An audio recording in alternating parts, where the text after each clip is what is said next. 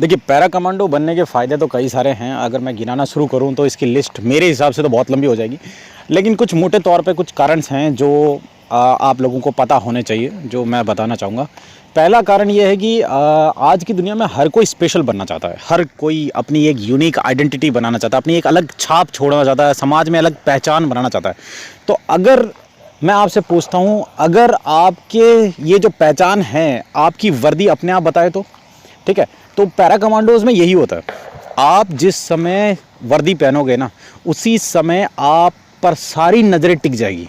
You will become a unique. आपके sleeves के ऊपर स्पेशल फोर्सेस का टाइटल लग जाएगा, आपके छाती के ऊपर बलिदान का बैच लग जाएगा, आप मैरून बैरे पहनोगे। ये सारी चीज़ें अपने आप चीख चीख के बोलेगी कि आप में क्या क्षमता है, आप में क्या पोटेंशियल है, किस टाइप का जिगरा है आपका।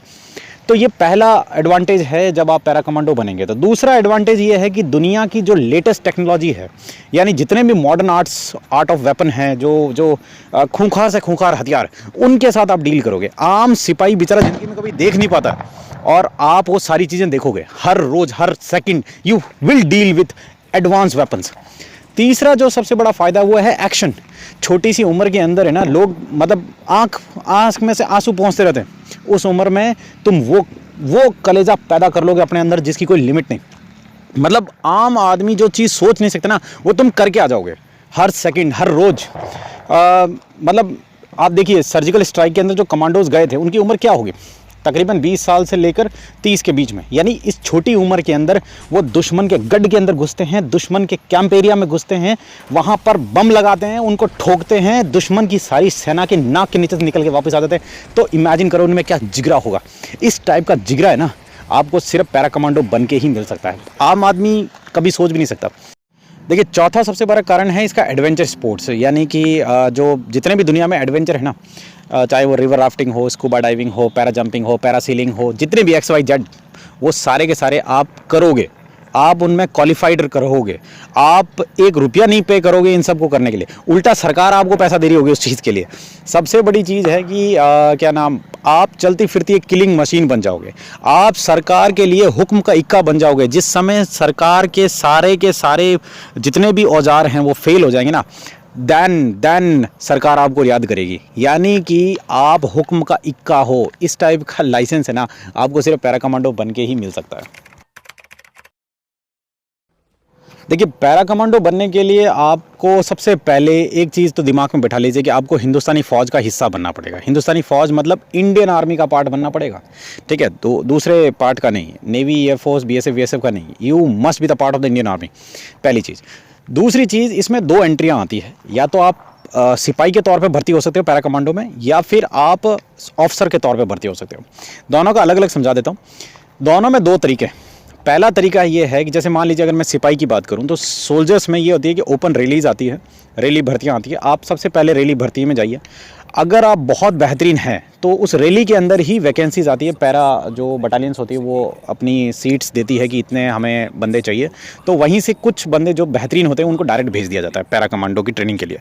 लेकिन अगर वहाँ से आपको मौका नहीं मिलता है तो आप रेगुलर आर्मी ज्वाइन कर लीजिए, कोई भी दूसरी इन्फेंट्री बटालियन ज्वाइन कर लीजिए, ऑर्डिनेंस, सप्लाई, XYZ, कोई भी दूसरी यूनिट ज्वाइन कर लीजिए। वहाँ पर आप वॉलंटियर कर सकते हैं कि मुझे पैरा कमांडो बनना है, और जैसे ही आप वॉलंटियर करेंगे तो वो आपको बुलावा भेजेंगे, और उसके बाद 90 दिन का एक प्रोविजनल पीरियड होता है जिसको आपको क्लियर करना है, you will become a para commando. दूसरा जो तरीका है ऑफिसर एंट्री से, वो ये है कि बिल्कुल सिपाही जैसा ही है। पहले आपको ऑफिसर बनना पड़ेगा। You have to clear your SSB interview and you have to be in Indian Military academy.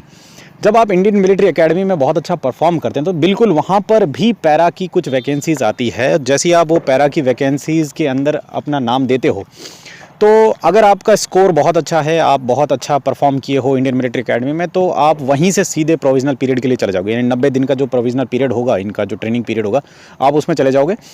दूसरा ये तरीका है कि अगर वहाँ से आपको मौका नहीं मिलता तो बिल्कुल आप वैसे ही सोल्जर्स की तरह आप नॉर्मल यूनिट्स में चले जाइए, जो दूसरी है, जाट रेजिमेंट, राजपूत रेजिमेंट, मराठा, गुरखा, इनमें चले जाइए। जैसे ही आप इसमें जाएंगे तो वहाँ से आप वॉलंटियर कर दीजिए कि सर मेरे को पैरा कमांडो बनना है, और जैसे ही आप वॉलंटियर करेंगे आपको बुलावा आएगा, 90 दिन का प्रोविजनल पीरियड होगा, और उसके बाद आप उसको क्लियर कर दिए, you will become a para commando. इसकी ट्रेनिंग देखिए, सिंपल सी बात है, आप सरकार के और हिंदुस्तानी फ़ौज के हुक्म के इक्के बनने जा रहे हो तो जाहिर सी बात है आपकी ट्रेनिंग तो बहुत हार्ड होगी। 90 दिन की ट्रेनिंग होती है जो प्रोविज़नल पीरियड होता है। इसके अलावा भी बहुत सारी ट्रेनिंग्स होती रहेगी, आपको क्वालिफाई बनाते रहेंगे वो लोग। लेकिन जो ये 90 दिन का प्रोविज़नल पीरियड होता है, अगर आप ये क्लियर कर लेते हैं तो you will become a para commando, you will become the part of the family of parachute regiments. So इसको पार करने के लिए आप यूँ समझ लीजिए कि हर रोज़ हर सेकंड आपको यमराज से तो मिलना ही पड़ेगा, यानी आपके सामने यमराज घूमते रहेंगे। लेकिन जैसे ही आप 90 दिन की ट्रेनिंग पूरी कर लेते हैं तो मैं आपको लिटरली बता रहा हूँ 90 दिन के बाद आप यमराज को डराना शुरू कर देंगे। समझ आ रहे हैं मेरी बात? You will become a lethal weapon of the Indian army. Payment अच्छा है, पैरा कमांडोज़ के अंदर मेरे हिसाब से पेमेंट काफ़ी अच्छा है। सरकार ने पेमेंट में कोई कमी नहीं रखी। आप नॉर्मल अगर सोल्जर हैं तो जितनी भी आपकी बेसिक पेमेंट है उससे तकरीबन 20 से 1000 आप ज़्यादा ही उठाएंगे हर महीने।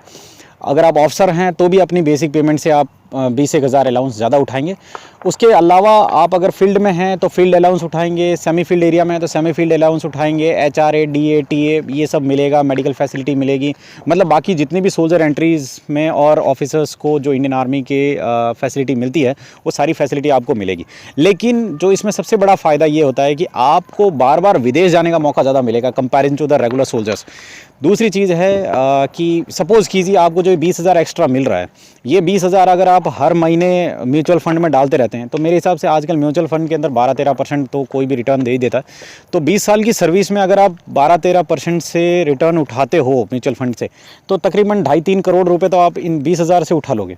तो मेरा ये पर्सनल मानना है कि बाकी जो सोल्जर है जब वो रिटायरमेंट से वापस आएगा तो वो ज़्यादा से ज़्यादा 20 साल की उम्र में 20-30 लाख रुपए लेके आएगा। लेकिन आप 2.5-3 करोड़ तो ये ऊपर की तनख्वाह से ले लोगे। उसके अलावा PF वगैरह जो सरकार काटेगी वो 20-30 लाख अलग देगी। यानी आपके पास पैसा काफ़ी अच्छी मात्रा में होगी, ज़िंदगी आपकी बहुत तगड़ी होगी।